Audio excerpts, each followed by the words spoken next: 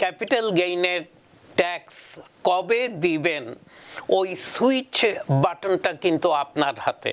কত দিবেন এবং কবে দিবেন এটা কিন্তু আপনি যদি বাটনটা প্রেস করেন তাহলেই কিন্তু পুরো অঙ্কটা ট্যাক্সেবল হবে। এবং আপনি যদি চাতুরি করে এই ট্যাক্সেবল ইনকামটাকে কমিয়ে আনতে চান সেই সুইচটাও আপনার হাতে। এবং এটা খেলার খুব সহজ পদ্ধতি হচ্ছে কিছু কিছু স্টকস, কিছু কিছু বন্ড, কিছু কিছু ক্রিপ্টো অনেক দিন ধরেই ভালো করছে না, এগুলো মুখ থুবড়ে পড়ে আছে।